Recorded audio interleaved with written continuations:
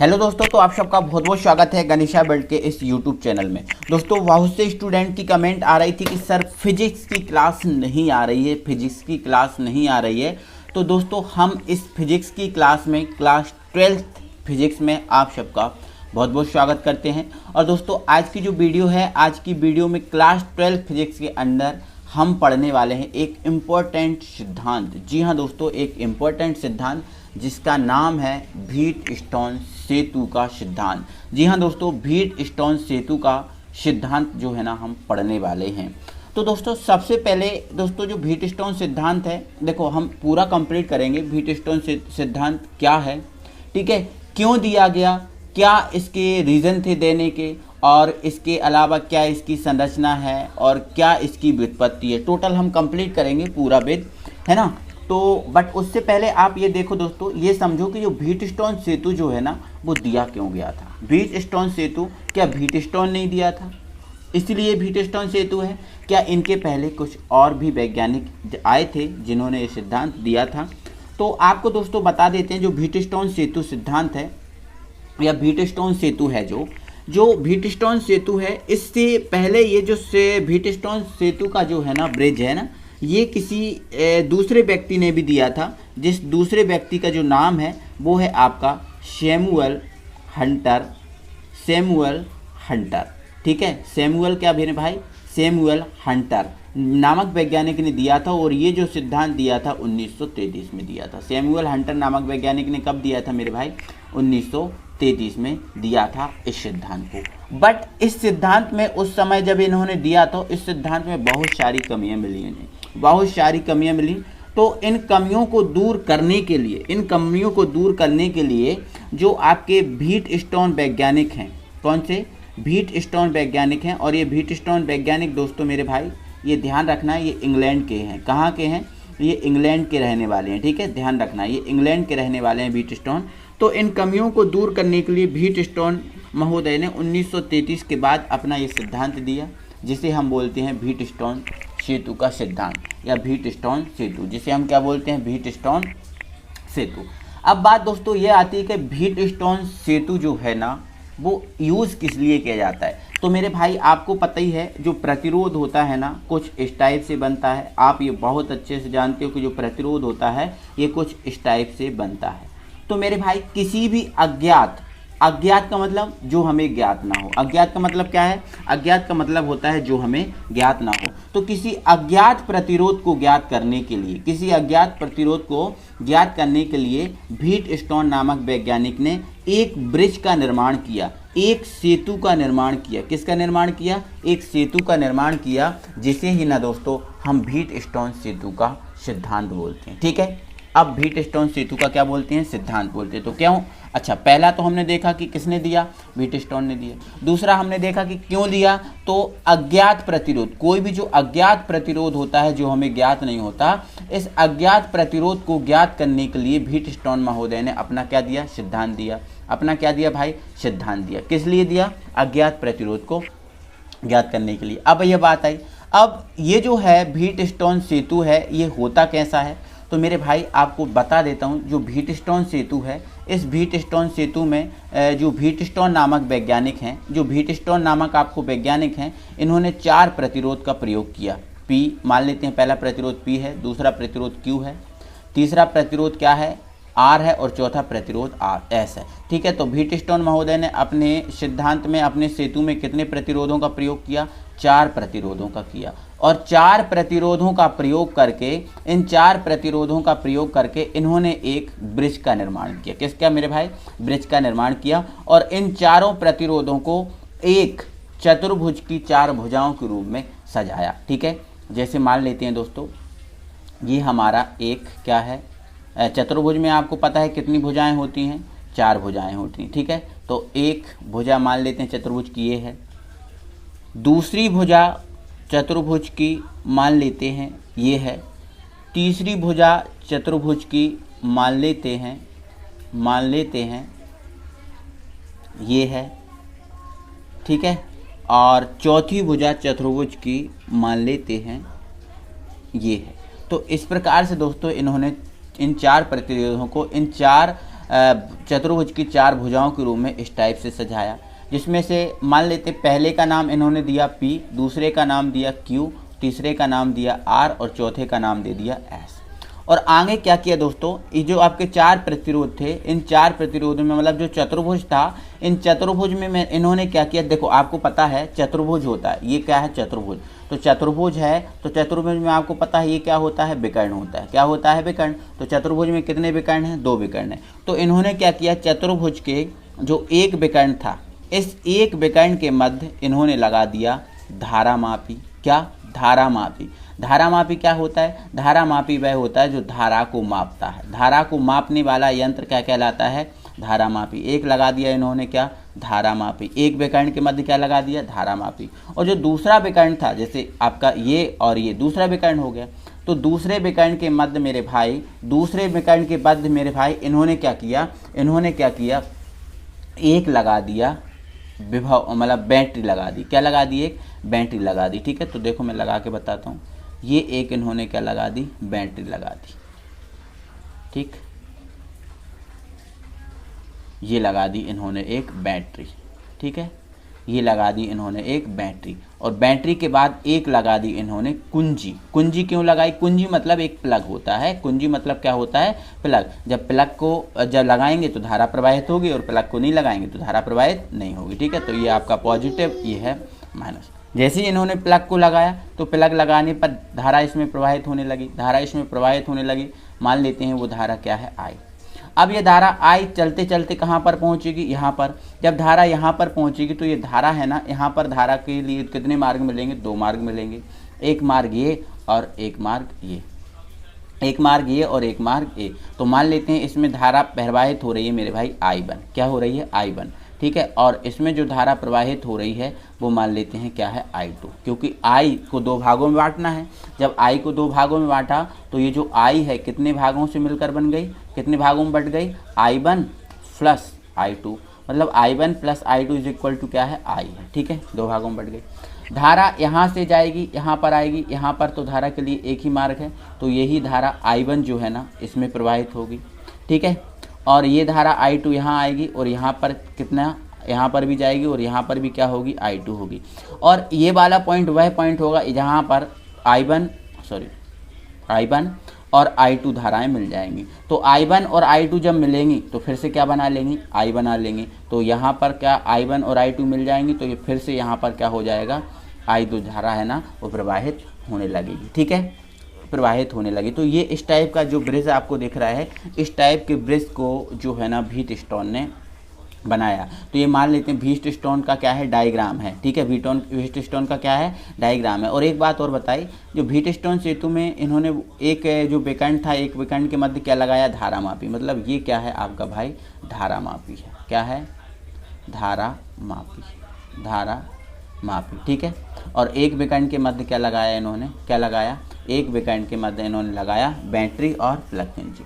तो इन्होंने एक चीज़ यहाँ से सिद्ध की मेरे भाई, एक चीज़ सिद्ध की कि जब ये जो आपका सेतु है, जो आपको दिख रहा है ना सेतु, ये सेतु संतुलन की स्थिति में रहता है। कौन सी स्थिति में, संतुलन की स्थिति में। संतुलन की स्थिति में जैसे मान के चलो ये है धारामापी। क्या है, धारामापी। जैसे अब धारामापी है तो धारामापी की जो कुंजी है वो इस टाइप से, अभी तो इस टाइप से दिख रही है आपको, बट हो सकता है कभी ये जो धारामापी है, कभी धारामापी की जो कुंजी है यहाँ पर हो, है ना, कभी यहाँ पर हो, कभी यहाँ पर हो, तो यहाँ पर हो, है ना, कभी मतलब इस टाइप से झिलमिलाती रहेगी, इस टाइप से क्या होगी, झिलमिलाती रहेगी। लेकिन जब ये जो सेतु संतुलन की स्थिति में होगा, मतलब ये जो आपकी जो दिख रही है ना तीर का निशान, ये संतुलन की स्थिति में जाए, मतलब एकदम एक जगह क्या हो जाए, स्थायी हो जाए। एकदम एक जगह कैसा हो जाए, स्थायी। जैसे ये सीधा खड़ा हुआ है ना, तो इस टाइप का एकदम कैसा हो जाए, स्थायी। तो मतलब इन्होंने कहा था जब ये सेतु संतुलन की स्थिति में होता, मतलब ये जो आपको धारामापी की जो दिख रही है ना तीर का निशान,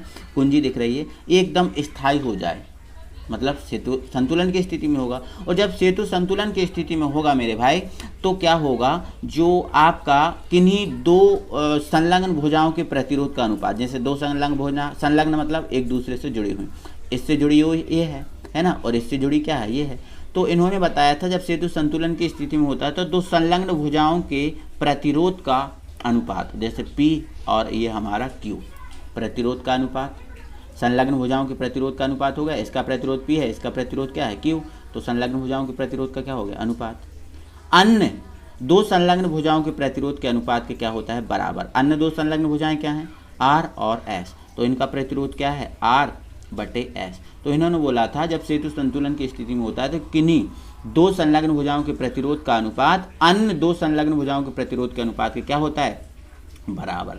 तो मतलब P/Q बराबर R/S। यही दोस्तों क्या था व्हीटस्टोन सेतु। और ये व्हीटस्टोन सेतु का क्या है डायग्राम, और ये इस टाइप से मैंने अब टोटल समझा दिया। अब पूरी की पूरी जो थ्योरी है मैं लेके आऊँगा। अब दोस्तों एक आवाज़ सोच रहे होगे कि सर आपने स्टार्टिंग में बताया था कि इस सिद्धांत की हेल्प से हम क्या कर सकते हैं, किसी अज्ञात प्रतिरोध को ज्ञात कर सकते हैं, तो वो कैसे।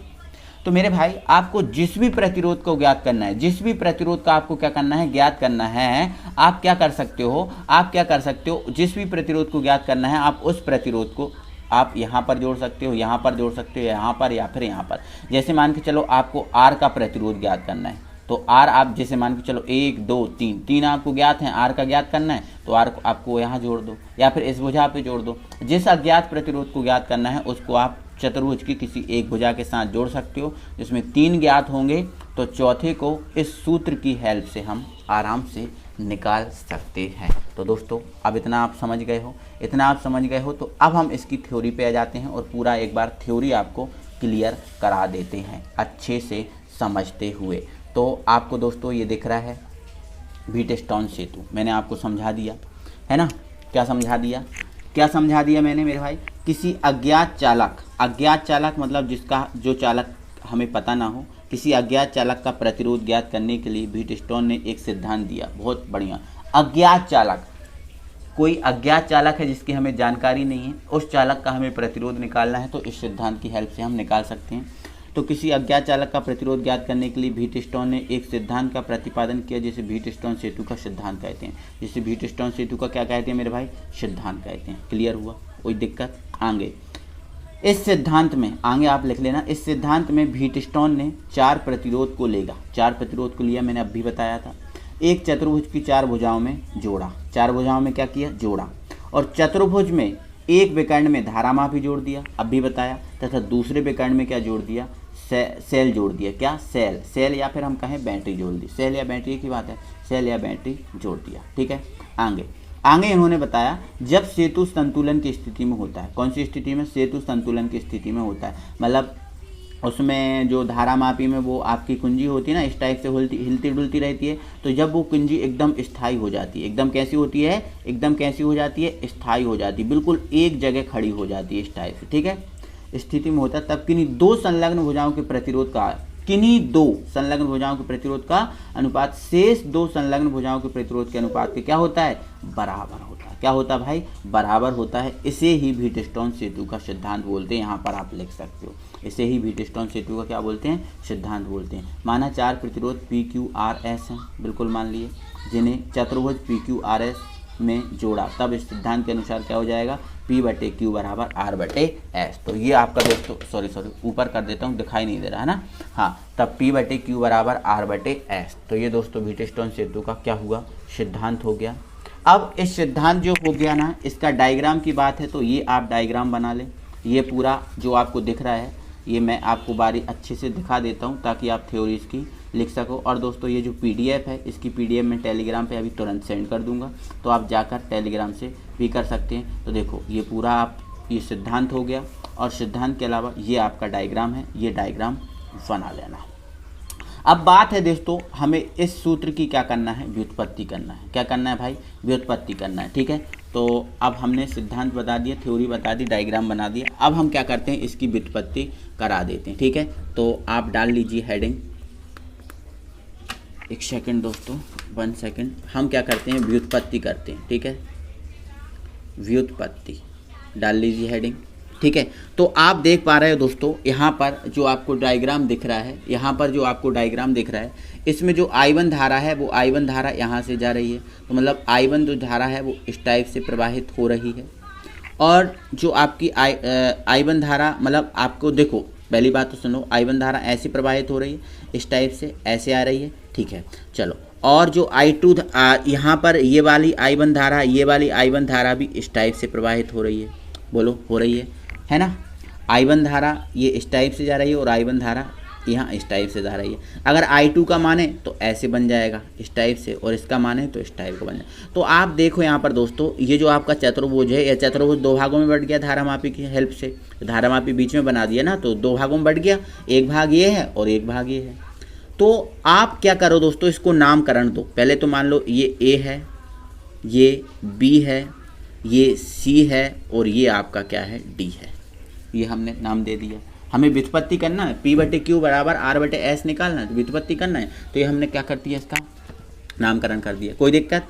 अब आप देखो यहाँ पर कितने पास मिल रहे हैं, कितने बंद परिपथ मिल रहे हैं। तो आपको बंद परिपथ एक बार ये मिल रहा है, A B D A मिल रहा है, और दूसरा मिल रहा है आपको C B D C, मतलब एक आपको ये मिल रहा है और एक आपको ये मिल रहा है, दो मिल रहा है ना, ठीक है। तो आइए आप समझते हैं। तो हम क्या कर रहे हैं दोस्तों, अब व्युत्पत्ति कर रहे हैं। क्या कर रहे हैं साहब, व्युत्पत्ति कर रहे हैं। बहुत आसान तरीके से कर लेंगे, ठीक है। चलो ओके, तो हम लिख देंगे यहाँ पर बंद पास, बंद पास, मतलब दोस्तों ये जो आपको परिपथ दिख रहा है, ये आपको बंद परिपथ दिख रहा है, इसको पास बोलना, ठीक है। तो बंद पास कौन से, A B D A में, ठीक है। बंद पास A B D A में, A B D A में, ठीक है।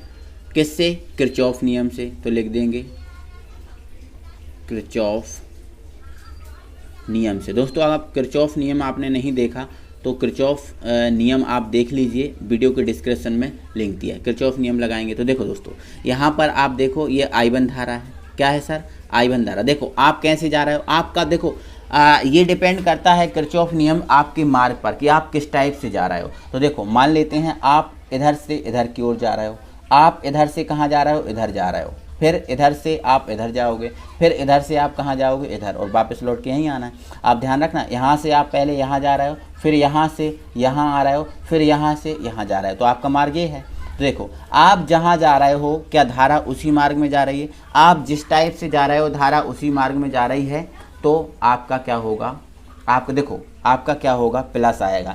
और आप जहाँ जा रहे हो यदि धारा उसके विपरीत है तो आपका माइनस चिन्ह आएगा। क्या आएगा, माइनस चिन्ह आएगा, चिन्ह परिपाटी के अनुसार, ठीक है। तो दोस्तों आपको क्या है पता है, V बराबर क्या होता है, IR, है ना। किरचॉफ का हम नियम लगा रहे हैं, तो किरचॉफ का हम द्वितीय नियम लगाएंगे, किरचॉफ का सेकंड लॉ लगाएंगे। कौन सा नियम लगाएंगे, सेकंड लॉ। और जो आपका किरचॉफ वोल्टेज लॉ होता है, किरचॉफ वोल्टेज लॉ होता है, मतलब किरचॉफ का जो द्वितीय नियम है वो वोल्टेज के बारे में बताता है। किसके बारे में बताता है भाई, वोल्टेज के बारे में बताता है, वोल्टेज के बारे में। तो वोल्टेज क्या होता है, V, और V बराबर क्या होता है, IR होता है। क्या होता है, IR। तो हम बंद पास जो ABDA लिया है, इसमें किरचॉफ का सेकंड नियम लगाएंगे। तो सेकंड नियम हमें वोल्टेज के बारे में बताता है। तो वोल्टेज क्या होता है, V बराबर IR। तो यहाँ V तो है नहीं, तो I और R है। I मतलब धारा और R मतलब प्रतिरोध। तो प्रतिरोध यहाँ पर क्या है, P, यहाँ पर Q, यहाँ पर R। क्लियर है। चलो यहाँ से स्टार्ट करते हैं। तो इसमें धारा I1 है और प्रतिरोध क्या है, Q। और आप जहाँ जा रहे हो धारा का मार्ग भी वही है ना मेरे भाई, ठीक है। तो ये क्या हो जाएगा आपका, ये क्या हो जाएगा आपका I1 Q, यहाँ चले गए। फिर यहाँ तो आपको कुछ नहीं मिला, तो धारा मापी लगाए। फिर यहाँ से आए आप यहाँ से जा रहे हो, फिर यहाँ से जा रहे हो आप यहाँ। तो आप देखो आप जा रहे हो ऐसे और धारा आ रही है इस तरफ, तो मतलब धारा के विपरीत जा रहे हो। अब धारा के विपरीत जा रहे हो तो आपको क्या मिलेगा, माइनस। धारा के साथ जाओगे तो प्लस, धारा के विपरीत जाओगे तो माइनस। तो यहाँ पर क्या है, धारा I2 है और प्रतिरोध क्या है, P है। क्या है, P, ठीक है। और बराबर आएगा आपका 0। इसको आप दे देना समीकरण नंबर 1, ठीक है। तो दोस्तों हमने आगे क्या किया है, जो माइनस I2P था इसको बराबर किस तरफ लाए, तो ये प्लस का हो गया और ये आपका I1Q बराबर बन गया है I2P। ये हमारा समीकरण 1 आ गया। समीकरण 1 कैसे आया, बस हमने क्या किया, ये आपका जो बंद परिपथ था इसमें हमने किरचॉफ वोल्टेज लॉ लगाया, किरचॉफ का द्वितीय नियम लगाया, ठीक है। अब बारी है दोस्तों आपका जो बंद पास जो दिख रहा है ना, BCDB, इसमें लगाने की। तो आप BCDB में किरचॉफ का द्वितीय नियम लगाओगे तो आप यहाँ से यहाँ जाओगे पहले, फिर यहाँ से आप यहाँ जाओगे और फिर यहाँ से आप यहाँ जाओगे। समझ में आपको आ रही है, ये आपको इतना काम आपको यहाँ से करना है, यहाँ पर इतना काम आपको करना है। क्लियर, यहाँ से यहाँ, यहाँ से यहाँ, यहाँ से यहाँ। तो अब जब यहाँ से यहाँ जाओगे तो आपको धारा दिशा मिलेगी, बट यहाँ से यहाँ जाओगे तो धारा की विपरीत दिशा मिलेगी, क्योंकि धारा इधर से यहाँ जा रही है और आप यहाँ से यहाँ जा रहा है। क्लियर हो चुका है, ठीक है। तो हम यहाँ पर लगा रहे हैं, यहाँ पर धारा है I1, प्रतिरोध है S, धारा है यहाँ पर I2 और प्रतिरोध है R। दोस्तों आपको थोड़ा सा करेक्शन मैंने कर दिया है, यहाँ पर आपको प्रतिरोध R ले लेना है, यहाँ पर प्रतिरोध आपको क्या ले लेना है, S। पहले यहाँ पर S था, यहाँ पर R था, तो मैंने थोड़ा सा यहाँ पर करेक्शन किया है। क्लियर। तो अब हम यहाँ पर जो देखते हैं आगे और इसको बढ़ाते हैं, तो हम बस इतना लिखेंगे दोस्तों यहाँ पर। तो ये हमारा समीकरण 1 तो आ ही गया है, ठीक है। हम बस यहाँ पर इतना लिखेंगे कि जो आपका वंद परिपथ है ना, ठीक है, तो वंद परिपथ कौन सा था हमारा, BCDB में किरचॉफ के द्वितीय नियम से, किरचॉफ के द्वितीय नियम से, किरचॉफ के द्वितीय नियम से। क्लियर है दोस्तों।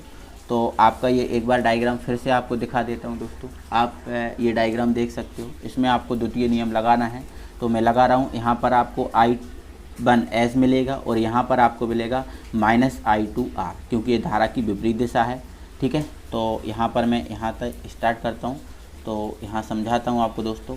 तो यहाँ पर मिल जाएगा आपको I1S माइनस I2R बराबर क्या हो जाएगा, 0। इसको आप इस तरफ ले जाओ, तो ये I1S बराबर क्या हो जाएगा, I2R। इसको दे देना आप समीकरण नंबर 2।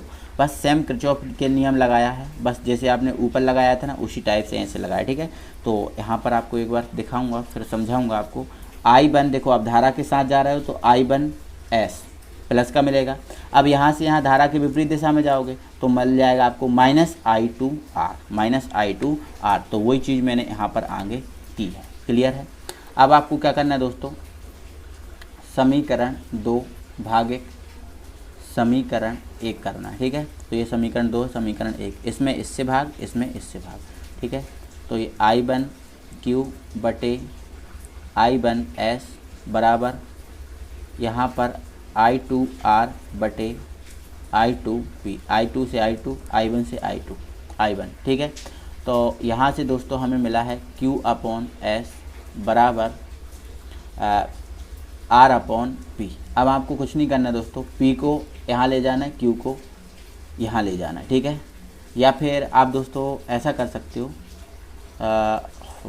1 मिनट दोस्तों, तो थोड़ा सा मिस्टेक हो सकता है। यहाँ Q है, यहाँ S है, यहाँ पर P है, यहाँ पर R है। सॉरी दोस्तों, थोड़ा सा हाँ ये R नहीं S में थोड़ा सा मिस्टेक हो गया दोस्तों। मैंने क्या किया, समीकरण 2 में समीकरण 1 से भाग देना था, तो मैंने क्या किया, थोड़ा सा मिस्टेक कर दिया। यहाँ पर S होना चाहिए था और इसमें इससे भाग देंगे तो S में Q आएगा, तो यहाँ पर आपका Q आएगा, ठीक है। और यहाँ पर आपका R आएगा, यहाँ पर P सही है, ठीक है। तो थोड़ा सा यहाँ पर आपको करेक्शन करना है, यहाँ पर S आएगा और यहाँ पर Q आएगा। अब आपको दोस्तों क्या करना है, इसको इधर ले जाना है, इसको इधर ले जाना है, ठीक है। तो जब इसको इधर ले जाओगे तो ये बन जाएगा P/Q और ये बन जाएगा R/S। तो यही हमें जो है ना सूत्र स्थापित करना था, जो हमारा जो है ना किरचॉफ का नियम है, P/Q बराबर R/S, यही हमने बताया था। तो ये हमारा हो गया कंप्लीट। आई होप आप सबको समझ में आ गया। दिल से एक बार वीडियो को लाइक कर दीजिए, अपने सभी फ्रेंड सर्कल में वीडियो शेयर कर दीजिए। मिलते हैं अगली वीडियो में, तब तक के लिए थैंक यू वेरी मच।